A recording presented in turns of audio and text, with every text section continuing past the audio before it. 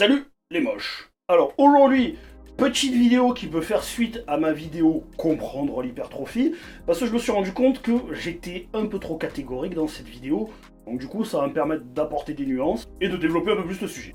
Alors série courte versus série longue, qu'on pourrait appeler aussi intensité versus volume. Déjà avant de commencer, on va définir ce qu'est une série courte ou ce qu'est une série longue. Alors quand on parle de série courte, on parle de 1 à 8 reps.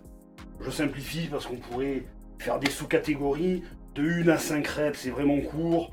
De 5 à 8, c'est court moyen. Enfin bref, on s'en tape. Et au-delà de 12 reps, c'est considéré comme série longue. Et donc là, tu vois toujours le cadre magique, le fameux 8 à 12 reps. Et maintenant, on va voir les avantages et les inconvénients des séries courtes et des séries longues. Alors, série courte. Premièrement, beaucoup plus de force, parce que le système nerveux est beaucoup plus stimulé. Une meilleure densité. Ça, c'est quelque chose de très visuel.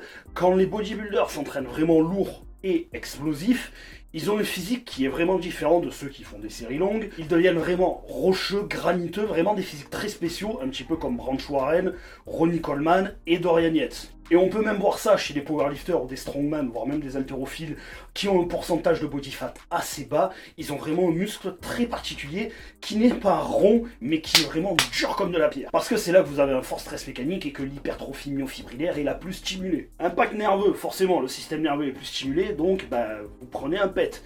C'est pour ça que ce genre de process, si vous travaillez vraiment que sur du lourd, que sur du 6 à 8, 10 reps, même sur les exercices d'isolation, vous pouvez pas faire ça plus de 4 à 5 semaines, après vous allez cracher totalement. Forcément, plus de blessures, parce que si vous ne vous écoutez pas, que vous allez au-delà de ces 4 à 5 semaines, 6, 8, etc., au bout d'un moment, ça va être tendinite, voire même luxation, etc., etc. Et vu qu'on est sur de la série courte, vous n'avez pas forcément un super ressenti, parce que les séries ne sont pas suffisamment longues et les temps de repos ne sont pas suffisamment courts pour vraiment congestionner un maximum. Ensuite, les séries longues, les avantages. Endurance. Mais ça, entre guillemets. Ouais, parce que pour certains, l'endurance de force, ça commence à 15 reps. Mais ça, l'endurance de force, je pense que je ferai un reel là-dessus, parce que j'entends beaucoup de conneries. Mais c'est quelque chose qui a été prouvé plusieurs fois, dont avec le célèbre bodybuilder des années 80, Tom Platz, qui avait fait un concours avec un powerlifter. Le powerlifter en question avait un max beaucoup plus élevé que celui de Tom Platz, mais ils ont fait un concours sur de la répétition avec la même charge. Le powerlifter avait fait 10 ou 12 reps, quelque chose comme ça, et Tom Platz avait fait plus de 20 répétitions. Donc les bodybuilders ne sont pas forcément forts parce qu'ils ne stimulent pas leur système nerveux, mais par contre ils sont beaucoup plus endurants avec la même charge.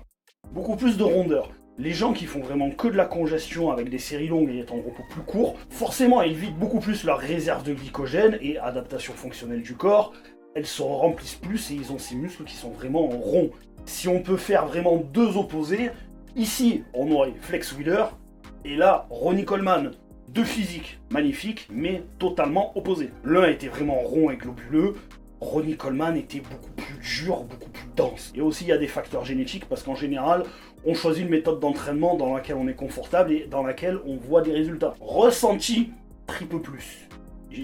Triple plus. C'est pas facile à dire ce merde. Donc là, on est sur du stress métabolique à fond, congestion à fond. Alors oui, la congestion, ça n'est pas nécessaire à l'hypertrophie, mais comme je dis tout le temps, c'est un facteur de ciblage musculaire. Si vous faites du développé couché, que vous avez les triceps qui sont plus congestionnés que les pecs, c'est qu'il y a un problème. C'est vos triceps qui travaillent beaucoup plus que vos pecs. Soit l'exécution n'est pas bonne, soit le mouvement n'est pas fait pour vous. Bizarrement, ceux qui vous disent que la congestion c'est que pour les dopés, ils ont toujours des physiques déséquilibrées. Très souvent, c'est un point fort bras ou épaule, et ça fait plus de 10 ans qu'ils s'entraînent et ça n'a toujours pas changé. Et ça, pour corriger vos entraînements, vos postures, essayer de nouvelles choses, pour vraiment travailler le muscle que vous voulez cibler, c'est quelque chose de génial. Maintenant, les inconvénients. Moins de force. Forcément, le système nerveux est moins stimulé. Mais pour grappiller de la force, les séries longues, ça peut être intéressant. Parce que c'est plus facile de passer de 12 à 13 reps que de 1 à 7 reps, voire de 5 à 6 reps. Enfin, vous avez compris. Pour les sports de force, si jamais c'est bien planifié, les séries longues, ça peut être intéressant. Ensuite, et c'est là que je voulais vraiment apporter de la nuance, moins d'hypertrophie. Donc, pour l'hypertrophie, le stress mécanique sera toujours supérieur au stress métabolique pour vraiment créer de la fibre musculaire.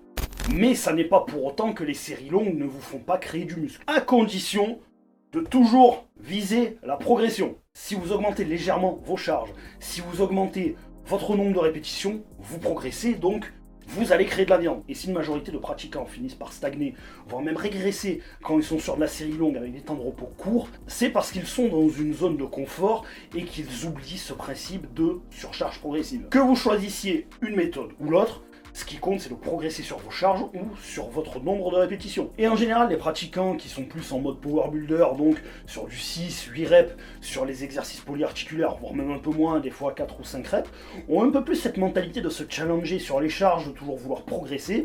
Donc, il ne stagne pas. Alors que le go muscu standard qui est uniquement sur de la congestion parce qu'il se sent bien à la fin de la séance, il est plein, c'est bien mignon, mais si tu progresses pas sur tes charges, il se passera rien du tout. Ensuite, là aussi, grosse guillemets, moins de densité musculaire. Ça dépend de comment vous travaillez, parce que vous pouvez très bien travailler sur des séries longues avec des temps de repos plus courts, mais explosifs. Et là, vous avez un très bon ressenti, vous travaillez énormément vos fibres rapides, mais vous vous préservez quand même un peu plus nerveusement, donc c'est tout bénef. Comme j'ai dit dans ma vidéo comprendre l'hypertrophie, l'idéal c'est soit de faire l'un pendant un temps, ensuite on bascule sur l'autre, donc là vous restez sur du 4 à 5 semaines grand max, vous passez sur du 5 à 6 semaines sur du plus léger, et puis vous recommencez. Ou sinon, vous faites un mélange des deux. Vous commencez par un exercice 6, 8 à 10 reps, et au fur et à mesure que la séance avance, la fourchette de répétition s'allonge et les temps de repos diminuent. Sauf si vous avez un point faible.